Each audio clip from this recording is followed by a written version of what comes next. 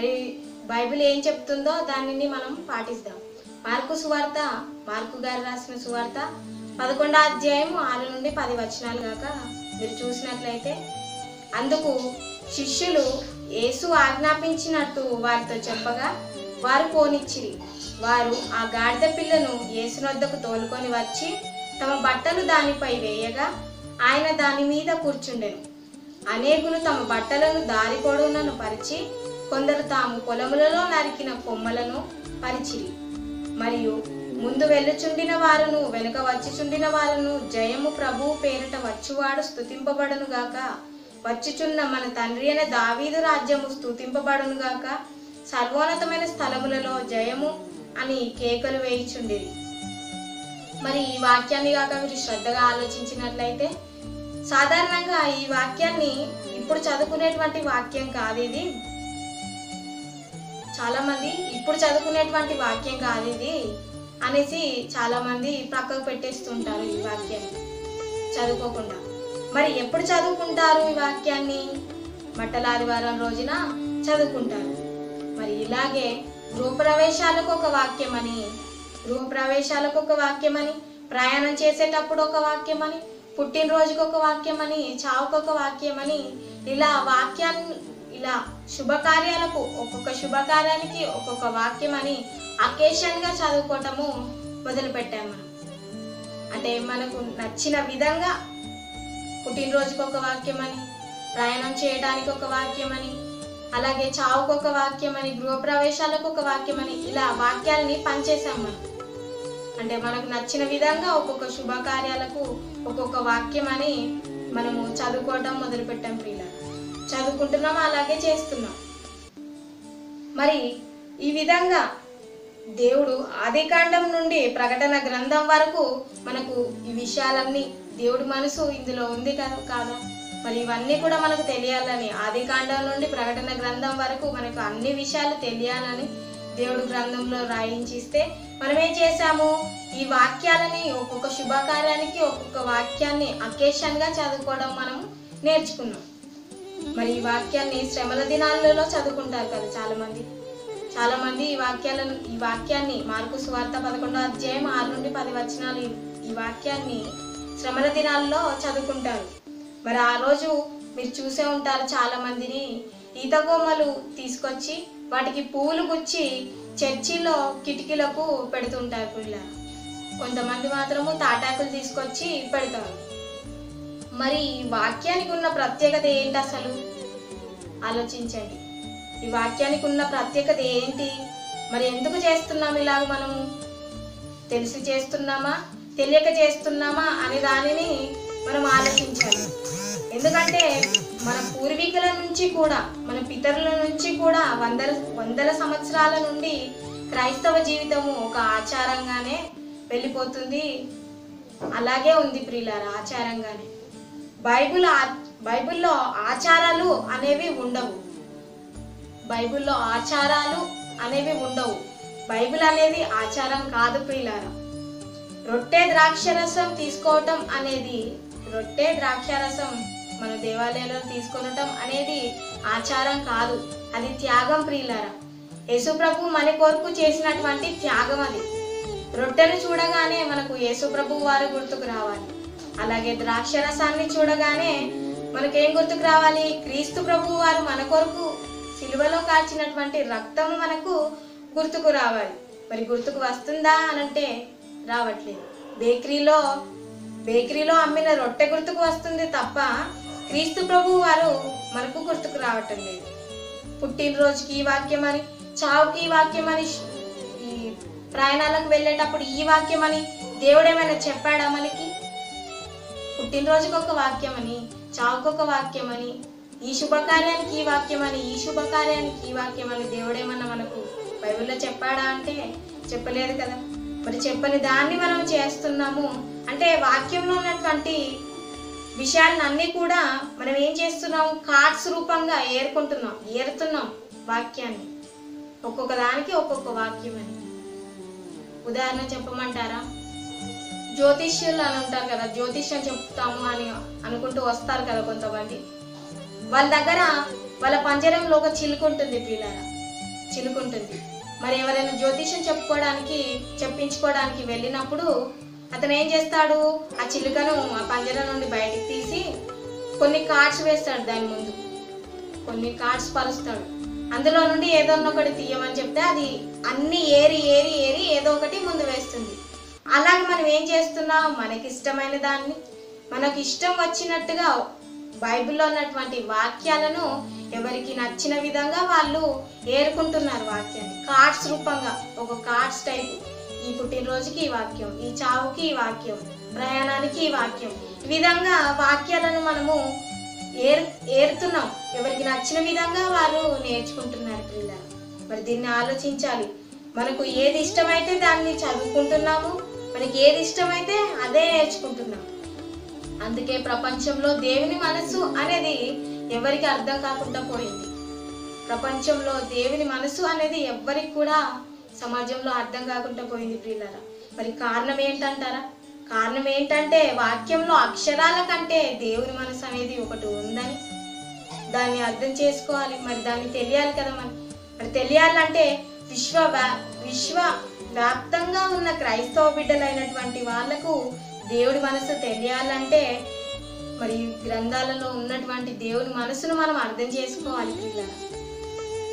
మరి ఇందులో అక్షరాలే కాదు మనకు రాయించి ఇచ్చింది, మనం అక్షరాలను చూస్తున్నాము తప్ప దీనికి ఒక శుభకార్యాలకు అకేషన్స్ కు వాక్యం అని నేర్చుకుంటున్నాం, చదువుకుంటున్నామే తప్ప మరి దేవుని మనసు అనేది మనము అర్థం చేసుకోలేకపోతున్నాం. మరి దాన్ని అర్థం చేసుకోవాలి ప్రియులారా. మరి ఎందుకు రాయించాడు మరి ఈ వాక్యాన్ని ఆలోచించండి. మార్కు గారు రాసిన సువార్త 11వ అధ్యాయం 6-10 వచనాలు మీరు శ్రద్ధగా ఆలోచించినట్లయితే యేసు ప్రభు వారికి ఆ సమాజంలో మంచి పేరు ప్రఖ్యాతలు వచ్చాయి అక్కడ కదా, వచ్చాయి కదా. మరి ఆయన దావీదు కుమారుడిగా కీర్తింపబడుతున్నాడు వారి మధ్య సమాజంలో. యూదా గోత్రంలో నుంచి వచ్చిన వాడిగా గణపరచబడుతున్నాడు అని అంటే యూదా గోత్రం నుండి వచ్చిన వాడిగా గణపరచబడటం లేదు, కానీ ఆయన చేసిన అద్భుతాలు డాక్టర్లు కూడా చేయలేనటువంటి గొప్ప సూచక క్రియలను చేసేసరికి అక్కడ ఉన్న ప్రజలందరూ కూడా ఆయనకు ఎనలేని కీర్తి వచ్చేసింది. అక్కడ వారి మధ్య డాక్టర్లు కూడా నయం చేయలేనటువంటి రోగాలని ఆయన నయం చేసేసరికి ఆయనకి ఎనలేని కీర్తి వచ్చేసింది అక్కడ సమాజంలో. మరి యేసు ప్రభు వారికి పేరు ప్రఖ్యాతలు వచ్చేసాయి అక్కడ. మరి అప్పుడు అంత మహాత్ముడు తమ వీధుల వెంబడి నుండి నడుచుకుంటూ వెళ్తున్నాడు అనంటే ప్రజలు ఊరుకుంటారా? కుదురుగా నిలబడతారా? ప్రియులారా ఆలోచించండి. అందులో ఏమి ఎక్కి వస్తున్నాడు అంటే గాడిదను ఎక్కి వస్తున్నాడు ప్రియులారా. గాడిదను ఎక్కి వస్తున్నాడు ఆయన, గాడిదను ఎక్కి వస్తున్నాడు. మనలాగా పల్సర్ బండి ఎక్కి రావటం లేదు, ఆయన బుల్లెట్ బండి ఎక్కి రావటం లేదు, స్కూటీలు యాక్టివాలని ఇలాంటివి ఎక్కి రావటం లేదు ప్రియులారా. గాడిదను ఎక్కి వస్తున్నాడు. ఎందుకంటే ఆ రోజుల్లో ఇలా ప్రయాణాలకు గాడిదలను, గుర్రలను, ఒంటెలను వాడేవాళ్ళు. అవే వారికి రవాణా సాధనాలు ఆ రోజుల్లో. మరి యేసు ప్రభు వారు వస్తుంటే లోపలున్న తమ బట్టలను అన్నిటినీ కూడా బయటకు తీసుకొచ్చి దారి పొడుగునా పరిచేశారంట. లోపల ఉన్న తమ బట్టలను అన్నిటిని కూడా తెచ్చేసి దారి పొడుగునా పరిచేశారు. అంటే ఆయన ఎంత దూరం వరకు నడిస్తే అంత దూరం వరకు కూడా వారి బట్టల్ని పరిచేశారు. ఈ వాక్యాన్ని మనము శ్రద్ధగా ఆలోచించాలి. మరి లోపలున్న వాళ్ళ బట్టలను అన్నిటిని కూడా బయటికి తెచ్చేసి దారి పొడుగున పరిచేశారు పిల్లలు యేసు ప్రభు వారు నడవటానికి. మరి ఆయన ఎంత దూరం వరకు నడిస్తే అంత దూరం వరకు కూడా వారిని పరిచేశారు. కానీ మన వాళ్ళు మాత్రము మట్టలాదివారం రోజున ఈత కొమ్మల్ని అలాగే తాటాకుల్ని తీసుకెళ్లి చర్చిల్లో కిటికీలకు గుచ్చేస్తున్నారే తప్ప మరి బట్టలు తీసుకొచ్చారా? మరి వాళ్ళలాగా ఆచారాలు పాటించినప్పుడు, అలాగే మన పితరులు పూర్వీకులలాగా ఆచారం పాటించినప్పుడు మట్టలాదివారం రోజున కేవలం వాళ్ళ పొలంలో నరికినటువంటి తాటాకులు కానీ ఇలాంటివి చాలా వాళ్ళు మనోళ్ళు తీసుకున్నట్టుగా వాళ్ళు ఈత కొమ్మలు తాటాకులు కాదండి ప్రియులారా, వాళ్ళు అంజూరపు ఆకులు కానీ ఇలాంటివి అన్ని ప్రతి ఒక్క చెట్టు నుండి కొమ్మలను అన్ని నరికి తీసుకొచ్చి ఆయన నడిచే చోట వేశారు ప్రియులారా. వాటి మీద బట్టలు పరిచారు. మరి మన వాళ్ళు ఏం చేస్తున్నారు? మన వాళ్ళు మాత్రం బట్టలు మాత్రమే తీసుకెళ్తున్నారు తప్ప మరి బట్టలు తీసుకువెళ్ళటం లేదు. ఎందుకంటే దానిని ఒక ఆచారంగా తీసుకున్నారు, ఆచారంగా మలుచుకున్నారు. ఇందులో ప్రపంచానికి ఒక అద్భుతమైన పాఠం ఉందని దేవుడు నేర్పించింది మాత్రం నేర్చుకోవటం లేదు లోకం. ఆలోచించాలి. మరి ప్రపంచానికి ఒక మంచి అద్భుతమైనటువంటి పాఠం దీంట్లో ఉందని ఈ వాక్యంలో, దాన్ని మాత్రం గమనించటం లేదు. కానీ ఎవరు కూడా మరి ఆచారం అనే దానిని పాటిస్తూ దానిని చదువుకుంటున్నారు, దానిని నేర్చుకుంటున్నారు. మరి ఆలోచించాలి. మరి బైబిల్ అనేది దేవుని దగ్గర భయభక్తులతో మోకరించి ఎక్కువ సమయాన్ని దేవుడికి ఇచ్చినప్పుడు అందులో దేవుడి మనసు అనేది మనకు అర్థమవుతుంది. బైబిల్ అనేది మనకు అర్థం కావాలి.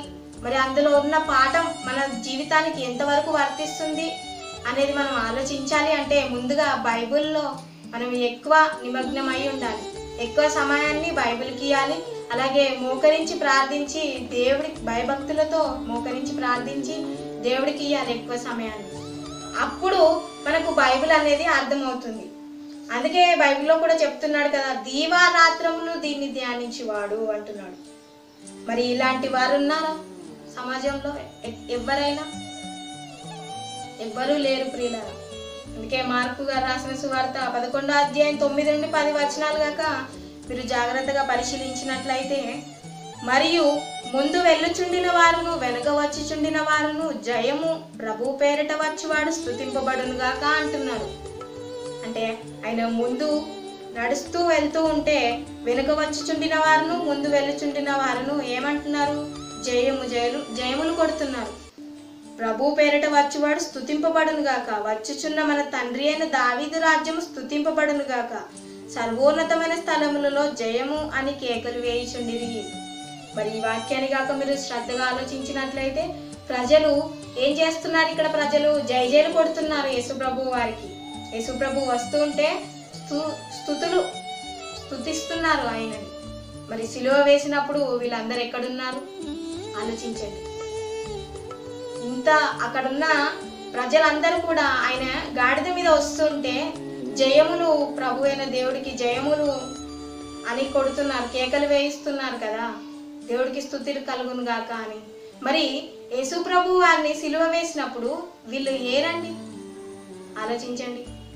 మరి యేసు ప్రభు వారిని కొట్టుకుంటూ ఆ వీధిలో వెంబడే, యేసు ప్రభు వారైతే ఏ వీధి నుండి అయితే గాడిద మీద ఎక్కి వెళ్ళాడో మరి ఆ వీధిలో వెంబడ నుండే కదా యేసు ప్రభు వారిని కొట్టుకుంటూ తీసుకువెళ్ళారు.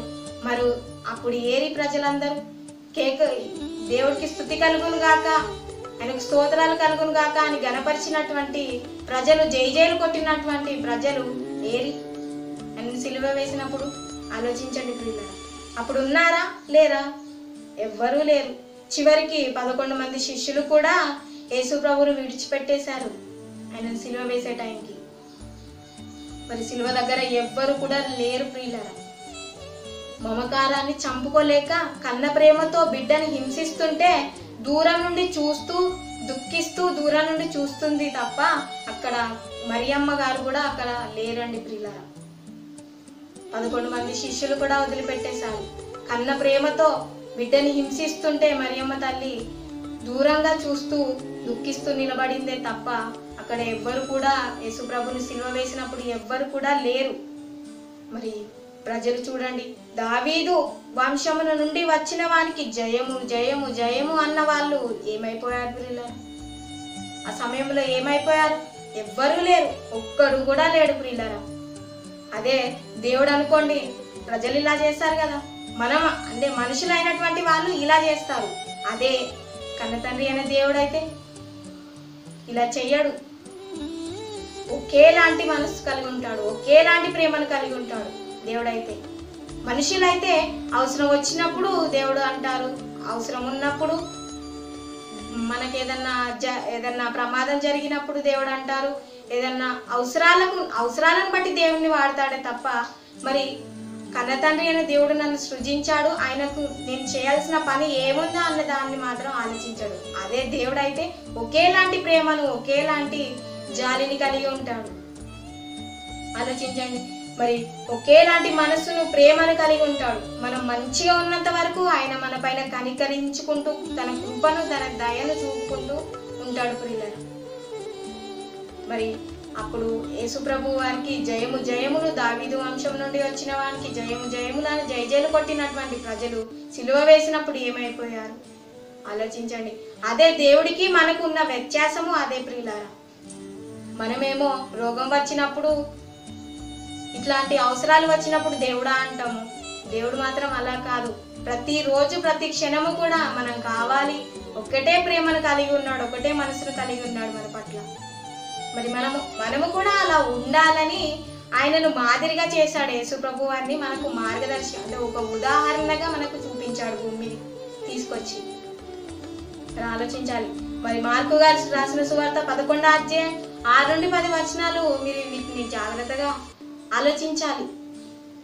వీటిని సందర్భంగా చేసుకొని, ఇందులో ఉన్నటువంటి వాక్యాన్ని సందర్భంగా చేసుకొని మట్టల ఆదివారం రాగానే ఆచారంగా చేసుకొని దేవాలయాలకు వెళ్ళి ఈత కొమ్మల్ని, పూలను తీసుకెళ్ళి గుచ్చి ఆ కిటికీలోకి పెట్టి ఆ రోజు ప్రార్థనలు చేసుకుంటూ దేవుడికి జయం జయములను మనం కూడా అలాగే పలుకుతున్నామే తప్ప, మరి దేవుడు మనసు అంటే ఇందులో ఉన్నటువంటి వాక్యం మనకి ఎంతవరకు, మన జీవితంలో ఎంతవరకు వర్తిస్తుంది అని దాన్ని మాత్రము మనము ఆలోచించటం లేదు. మట్టల ఆదివారం ఆచారంగా చేసుకొని వచ్చారే కానీ ఇందులో ఉన్నది నా జీవితానికి ఎంతవరకు వర్తిస్తుంది, ఎంతవరకు సరిపోతుంది, ఏం పాఠాన్ని నేర్పుతుంది నాకు ఈ వాక్యం అనే దాన్ని మాత్రం మనము ఆలోచించలేకపోతున్నాం.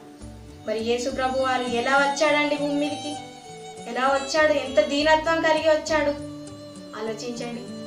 మత్తయ్య గారు రాసిన సువార్తల్లో కానీ, మార్కు గారు రాసిన సువార్తల్లో కానీ యేసు ప్రభు వారు వచ్చే రాకడని గురించి మత్తయ్య గారు, మార్కు గారు సువార్తలలో రాశారు కదా.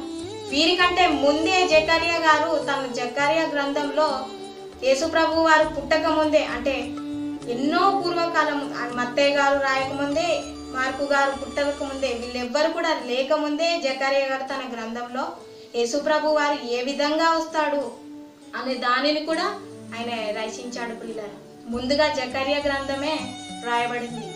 ఆ తర్వాత అందులో ఉన్నటువంటి విషయాలు మత్తయ్య గారు, మార్కు గారు ప్రకటించారు, రాశారు తమ గ్రంథాలలో. మార్కు సువార్తలో, అలాగే మత్తయి సువార్తలో ముందుగా యేసుప్రభు వారు ఎలా వస్తాడు భూమి మీదకి, మన దగ్గరికి ఎలా వస్తాడు అనే దానిని జకర్యా గారు ముందుగా రాశారు పిల్లలు. మరి ఒక రాజు అనేటువంటి వాడు ఎలా రావాలి, మరి యేసుప్రభు వారు ఎలా వచ్చాడో ఆలోచించండి పిల్లలు. మన కోసం ఒక దీనుడి వలె వచ్చాడు, దీనుడిగా వచ్చాడు, తను తగ్గించుకున్నాడు ప్రియులారా మన కోసం. మరి మనము ఆలోచించండి. మరి ఎప్పుడో ప్రవచించాడు ఈ వాక్యాన్ని గురించి, యేసుప్రభు వారు వచ్చే దాని గురించి ఎప్పుడో ప్రకటించారు జకర్యా గ్రంథంలో.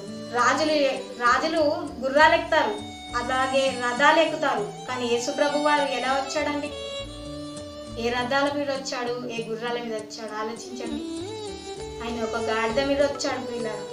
మరి రాజులు అనేటువంటి వాళ్ళు రథాల మీద, గుర్రాల మీద వస్తారు. మరి ఈయన ఎంత గొప్ప రాజు, మరి మన కోసము తను తగ్గించుకున్నాడు, గాడిద మీద వచ్చాడండి. మరి దీన్ని చూసి మనము నేర్చుకోవాలి. ఇందులో ఒక మంచి పాఠం ఉంది, మన జీవితానికి ఇది వర్తిస్తుంది అనే దాన్ని మనం ఆలోచించాలి. అందుకే జకర్యా 9వ అధ్యాయం 9వ వచనంలో అంటున్నాడు చూడండి. జకర్యా 9వ అధ్యాయం 9వ వచనంలో జకర్యా గారు చెప్తున్నారు, సియోను నివాసులారా బహుగా సంతోషించుడి, యెరూషలేము నివాసులారా ఉల్లాసముగా ఉండుడి. నీ రాజు నీతిపరుడును, రక్షణ గలవాడును, దీనుడనై గాడిద పిల్లను ఎక్కి నీ యొద్దకు వచ్చుచున్నాడు. నీ రాజు ఎలాంటి రాజంట, యేసుప్రభు వారు నీతిపరుడు, రక్షణ గలవాడును, దీనుడనై గాడిదనెక్కి గాడిద పిల్లని ఎక్కి నీ యొద్దకు వచ్చుచున్నాడు అని జకర్యా గారు ఎప్పుడో రచించారు. ఇంకా అప్పటికి ఎవరు యేసుప్రభు వారు కూడా పుట్టలేదు పిల్లరా. మరి ఆలోచించాలి ఈ వాక్యాన్ని. మట్టల ఆదివారం రాగానే ఈత కొమ్మలను తీసుకెళ్లి కిటికీలకు గుచ్చేస్తున్నామే తప్ప ప్రపంచాన్ని కలగజేసినటువంటి చక్రవర్తి కుమారుడు ఈయన. మరి ఇందులో మనకి ఏం పాఠము మన జీవితానికి వర్తిస్తుంది అనే దాన్ని మాత్రం ఆలోచించలేకపోతున్నాం. మరి యేసు ప్రభు వారు లాంటి అంత గొప్పడు, అంత గొప్పవాడు. మన పాపములకు ప్రాయశ్చిత్తము చేయడానికి యేసుప్రభు వారు ఎంత గొప్పవాడండి. తండ్రి కుడి పార్శ్వమున కూర్చునే అతను తన అధికారాలన్నిటినీ కూడా వదిలేసుకొని తాను భూమి మీదకి మన కోసం వచ్చాడు. ఎందుకంటే మన పాపములకు ప్రాయశ్చిత్తము చేయడానికి ఎలా వచ్చాడు భూమి మీదకి? దీనుడిగా వచ్చాడంట. అదే జకర్యా గ్రంథంలో ఉంది కదా, నీ రాజు నీతిపరుడును రక్షణ గలవాడును దీనుడనై గాడిద పిల్లని ఎక్కి నీ వద్దకు వచ్చాడు. మరి మన పాపములకు ప్రాయశ్చిత్తము చేయడానికి భూమి మీదకి ఒక దీనుడిగా వచ్చాడు ప్రియులారా, దీనుడిగా వచ్చాడు. దీన్ని ఆచారంగా చేసుకున్నామే తప్ప, అంటే మార్కు సువార్తలో రాయబడ్డటువంటి విషయాల్ని మనం ఆచారంగా చేసుకున్నామే తప్ప ఎవరైనా ఈ విషయాన్ని ఆలోచించామా? ఆయన ఎందుకు వచ్చాడు ఆ విధంగా మరి అనే దాన్ని ఆలోచించామా? ఆలోచించలేకపోతున్నాం. అందుకే ఆచారం అనేది ప్రమాదకరం ప్రియులారా. ఆచారాలు అనేటివి బైబిల్లో ఉండవు, దేవుడు చెప్పడు కూడా. ఆచారం అనేది చాలా ప్రమాదకరం. ఇది పరలోకం తీసుకువెళ్ళదు మనల్ని ఆచారం అనేది. మరి మట్టల ఆదివారం క్రైస్తవ బిడ్డలు ఏం నేర్చుకోవాలి అంటే ఆ రోజు గాడిద మీద ఎందుకు వచ్చాడు యేసుప్రభు వారంటే దీనుడిగా వచ్చాడు. ఆ దీనత్వం మనం కలిగి ఉండడానికి ఆయన ఆ విధంగా వచ్చాడు. ఆయన ఎంత గొప్పవాడు, గాడిద మీద వచ్చాడు అంటే దీనత్వం అంటే తగ్గించుకున్నాడు. ఆ విధంగా మనం తగ్గించుకోవాలని చూపించడానికి వచ్చాడు ఆయన. మరి మనం అది నేర్చుకుంటున్నామా అంటే మహావిశ్వానికే చక్రవర్తి కుమారుడు సామాన్యంగా గాడిద మీద కూర్చొని ఊరేగించుకుంటూ వస్తున్నాడు. అలాంటి ఆయనను చూచి ప్రజలు ఆనందిస్తున్నారేమో కానీ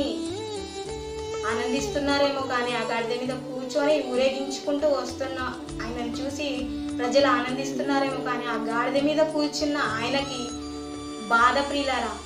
ఎందుకంటే విచారం ఆయనకు. ఎందుకంటారా, ఆయన ఆ గాడిద మీద కూర్చోవలసిన అతను కాదు, అక్కడ కూర్చోవలసిన వాడు కాదు ప్రియులారా. ఆకాశమునే సింహాసనముగా చేసుకొని కూర్చోవలసిన వాడు గాడిద మీద ఎక్కడం ఆయనకు విచారం. అందుకే ప్రియులారా అంత తగ్గించుకున్నాడు. ఆకాశమునే సింహాసనముగా చేసుకొని కూర్చోవలసిన వాడు అక్కడ కూర్చున్నాడు కదా, అందుకే ఆయనకు విచారం. మరి నేను ఇక్కడ కూర్చోవలసిన వాడను కాను, అక్కడ కూర్చోవలసిన వాడను అనేసి ఆయన బాధ. కానీ ఆ బాధను కూడా తండ్రి కోసము ఆనందముగా చేసుకున్నాడు. మరి దానిని మనము పాఠంగా నేర్చుకోవాలని ఈ వాక్యం గురించి మనకు చెప్తున్నాం. యేసుప్రభు వారు ఆకాశాన్నే సింహాసనంగా చేసుకొని కూర్చోవలసిన వాడు దీనుడిగా ఒక మంచి రక్షకుడిగా ఈ లోకానికి వచ్చాడు. ఆ పాఠాన్ని మనం నేర్చుకోవడానికి అంత సామాన్యుడిగా వచ్చాడు. ఎందుకంటే ఆయన దానిపై కూర్చున్న వ్యక్తి కాడు. అందుకనే ఆయనకు విచారం. మరి ఇది ఒక్కటే కాదు, మనుషులు దేవుని యొక్క కృపలోకి వెళ్ళలేని చాలా విషయాలు కూడా ఉన్నాయి. మనుషులు దేవుడిని తెలుసుకోలేనటువంటి విషయాలు చాలా ఉన్నాయి. యేసుక్రీస్తు ఎంత మహానుభావుడు, ఎలా ఉంటాడు, విచారంగా ఉంటాడా ప్రియులారా? రాజు అనేటువంటి వాడు విచారంగా ఉంటాడా? గంభీరంగా ఉంటాడు. ఎవరైనా తప్పు చేస్తే గద్దించేవాడిలా ఉంటాడు.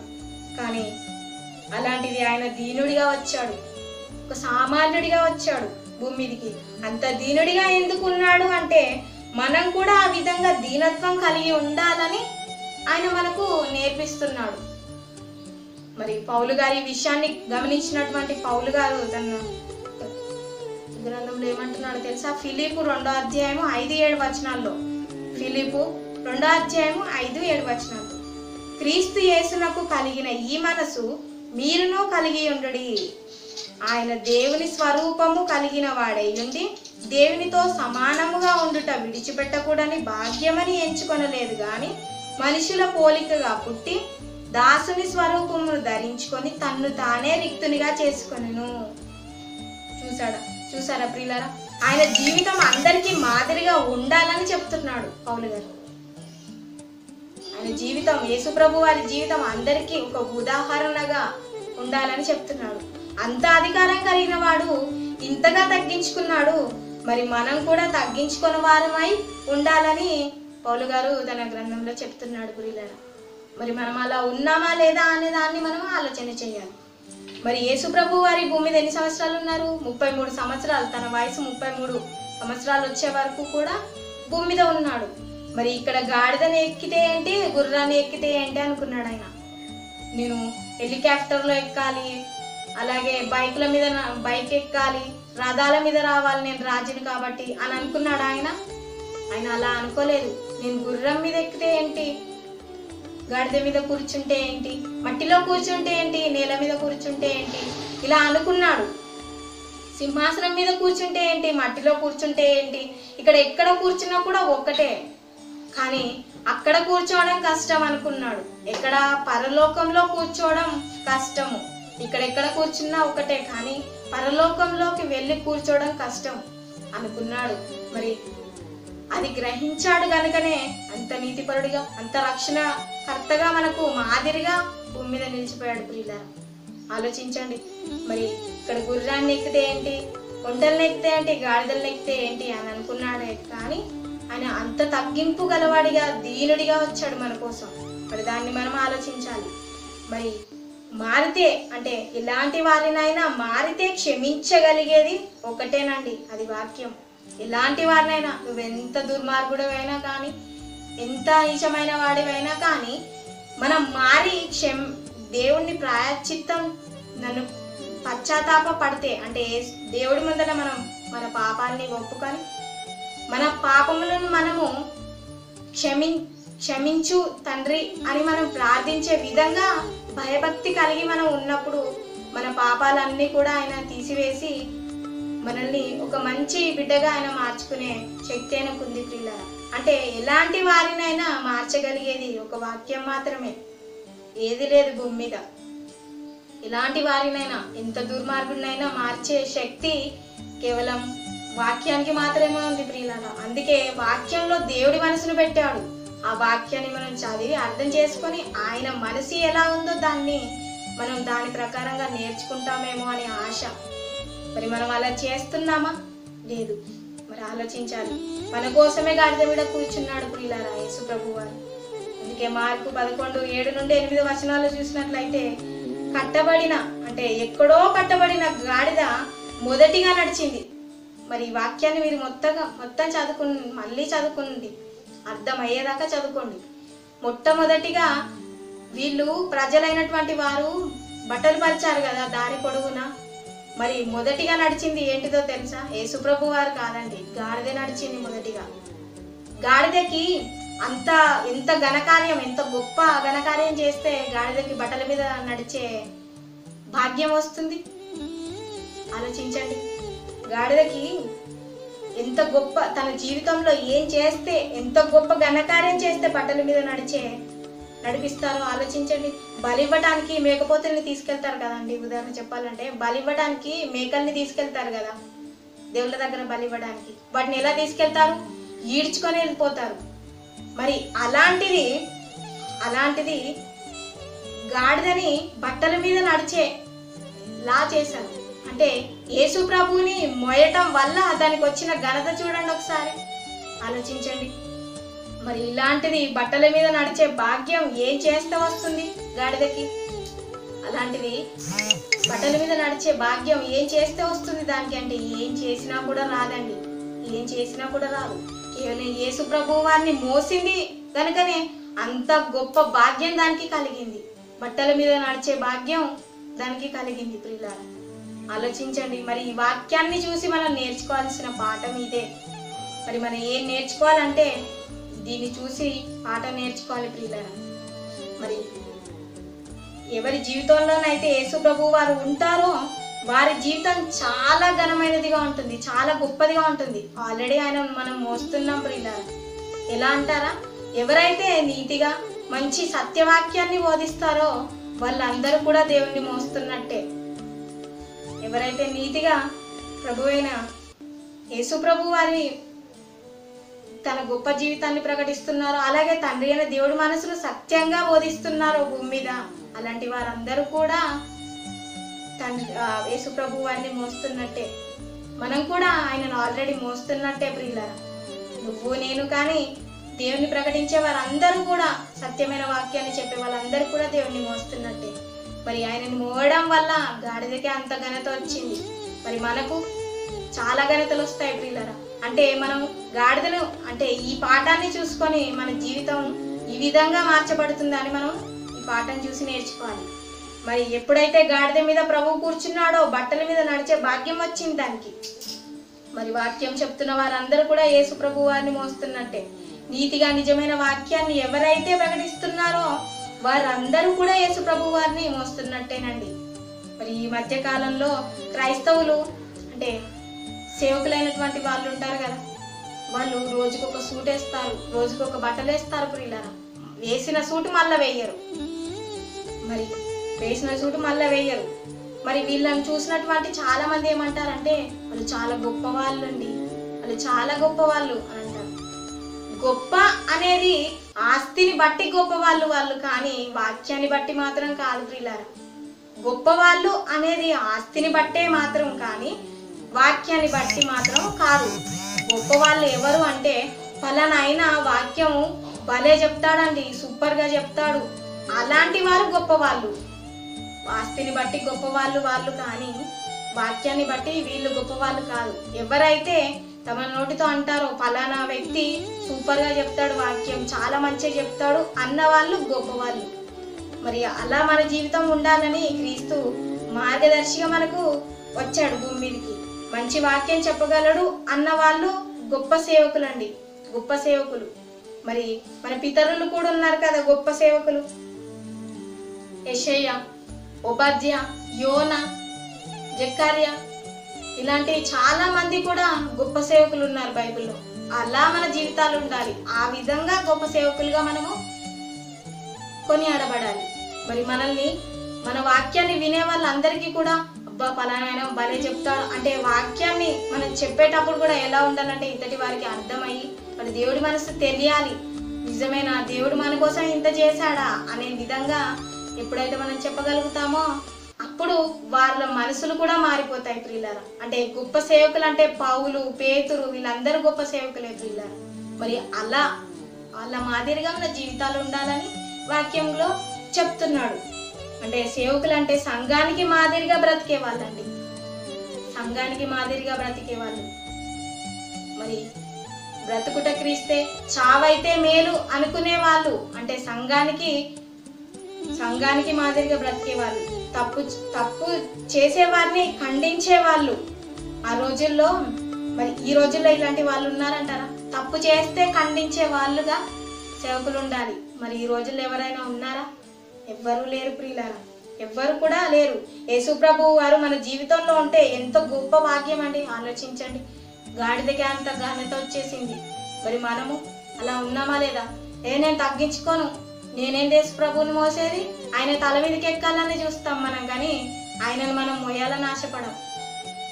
గాడిదకే ఇంత ఘనత వచ్చిందంటే యేసు ప్రభువు వారిని మనం ధరించుకొని ఉన్నాం, ఆయన శిరస్సు అయి ఉన్నాం. మనము ఆలోచించాలి ప్రియులారా. మంచి వాక్యాన్ని నేర్చుకుంటున్నాం మనము, ఆయనకు నచ్చిన విధంగా ఎప్పుడైతే ఉంటామో ఖచ్చితంగా మన జీవితాల్లో మంచి జరుగుతుంది. ఇంతవరకు మనల్ని కాచి కాపాడుతున్నాడు అంటే ఆయన దయ ఉందంటారా లేదంటారా? ఉంది కదా. మరి ఆలోచించండి, మరి ఆయన మీదికి ఎక్కడానికే చూస్తున్నామే తప్ప ఆయనను మొయ్యాలన్న ఆలోచన ఎవ్వరికి కూడా సమాజంలో కలగడం లేదు. అదే మరి ఇదే ఈ పాఠాన్ని చూసి మనం నేర్చుకోవాల్సింది. గాడిద ఎలా అయితే యేసు ప్రభు వారు వచ్చి గాడిద మీద కూర్చున్నాడో అది అంత ఘనుడిగా అయిపోయింది. అంటే ఘనుడిని మోసి ఘనత పొందింది అది ప్రియులారా. బట్టల మీద నడిచే భాగ్యం వచ్చింది, దానికి అంత ఘనత వచ్చింది యేసు ప్రభు వారిని మోసినందుకే. మరి మనకు ఆయనను మోస్తున్న మనకు ఎవరికైనా అలాంటి ఘనత వచ్చిందా లేదా ఆలోచించండి. మరి ఆలోచించాలి. మనం దీన్ని చూసి నేర్చుకోవాల్సిన పాఠం ఇదేనండి. మరి ఎవరి గొప్పలు వాళ్ళే చెప్పుకుంటారు భూమి మీద. నా గొప్పలు నేనే చెప్పుకుంటాను, మీరు గొప్పలు మీరే చెప్పుకుంటారు తప్ప మరి తండ్రి గొప్పలు ఎవరు చెప్పుకునేవారు లేకపోయారు భూమి మీద.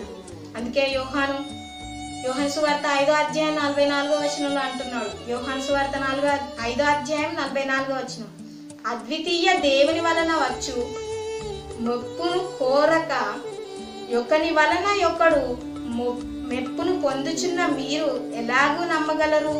నేను తండ్రి యొద్ద మీ మీద నేరం మోపుదనని తలంచకుడి అంటున్నాడు. మనుషులకు ఘనత అనేది దేవుని నుండి రావాలే తప్ప మనిషి వలన మనిషికి రాకూడదు ప్రియులారా.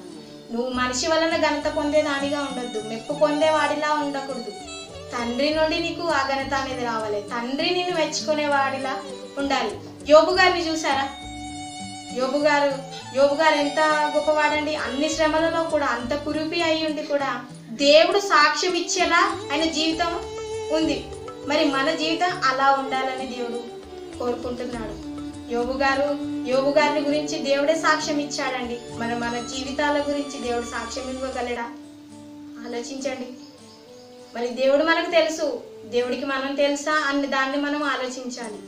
మరి దేవుడిని మోసినందుకే గాడిదకు అంత ఘనత వచ్చింది. మరి ప్రతిరోజు మనం బైబిల్ని చదువుతున్నాం, వింటున్నాం, నేర్చుకుంటున్నాం. మరి దేవుడిలో మనం ఎంతవరకు మంచి జీవితాన్ని కలిగి ఉన్నామో అనే దాన్ని ఆలోచించాలి. అందుకే ఈరోజు మన పాఠం ఏంటండి? గనుడిని మోసి ఘనత పొందిన గాడిదకి ఎంత ఘనత వచ్చిందో చూసారా? బట్టల మీద నడిచే భాగ్యం వచ్చింది దానికి, యేసుప్రభు వారిని మోసినందుకు. మరి యేసుప్రభు వారు మనకు ఒక మాదిరిగా తన జీవితాన్ని నిలిచిపోయాడు. ఆ మాదిరిగా మన జీవితాలు ఉన్నాయో లేవో అని మనల్ని మనము పరీక్షించి చూసుకోవాలి ప్రియులారా. మరి ఈ చిన్న వాక్యాన్ని దేవుడు దీవించిన గాక. మీకు అందరికీ నా వందనాలు. ప్రార్థన చేసుకుందాం. కళ్ళు మూసుకోండి. స్తోత్రం పరలోకమందున్న మా కన్న తండ్రి, నీ ఘనమైన నామానికి, నీ శ్రేష్టమైన నామానికి నీకు లెక్కలేని కృతజ్ఞతాస్తుతులు తండ్రి. ఈరోజు ఒక మంచి అంశాన్ని గురించి మేము నేర్చుకున్నాం. గనుడిని మోసి ఘనత పొందిన గాడిద గురించి మేము నేర్చుకున్నాం. యేసుప్రభు వారిని మోసినందుకే దాని గాడిదకి బట్టల మీద నడిచే భాగ్యం వచ్చింది తండ్రి. అయినా మంచి జ్ఞానాన్ని నేర్చుకుంటున్న మేము తండ్రి, నిన్ను మోసేవారిలా ఉంటున్న మేము తండ్రి, మరి ఎంతవరకు నీ పట్ల మంచిగా ఉంటున్నామో తండ్రి మమ్మల్ని మేము ఆలోచించుకున్నట్టుకు సహాయం చేయండి. బైబిల్ అనేది, అందులో ఉన్న మాటలు అనేవి ఆచారంగా చేసుకుంటున్నామే తప్ప అందులోని మనసు అనేది ఉందని, మరి ఆ మనసును మేము ఎంతవరకు నేర్చుకుంటున్నాం అనేది మాత్రం ఆలోచించలేకపోతున్నాం. ఆచారాలు అనేది ప్రమాదకరమని నువ్వు చెప్తూనే ఉన్నా తండ్రి. ఆచారాలనే మలుచుకుంటున్నామే తప్ప ప్రతిదీ తండ్రి నీ మనసును మాత్రం అర్థం చేసుకోలేకపోతున్నాం. మమ్మల్ని క్షమించండి తండ్రి. ఇక నుండైనా మా జీవితాలు నీకు నచ్చిన విధంగా ఉండే భాగ్యాన్ని మాకు అనుగ్రహించండి. మరి వాక్యంలో ఉన్న ప్రతి ఒక్క మాటల్ని కూడా మేము శ్రద్ధగా ఆలోచించి తండ్రి, మరి ఆ వాక్యం నా జీవితానికి ఎంతవరకు వర్తిస్తుంది, నా జీవితానికి ఏం పాఠం నేర్పిస్తుంది అనే విధంగా మేము ఆలోచించే భాగ్యాన్ని సహాయం చేయమని నీ ప్రియకుమారుడు మా రక్షకుడు అయిన యేసుక్రీస్తు నామమున ప్రార్థన కలిగి వేడుకుంటున్నాం. మా ప్రియ పరలోకమందున మా కన్న తండ్రి. ఆమేన్.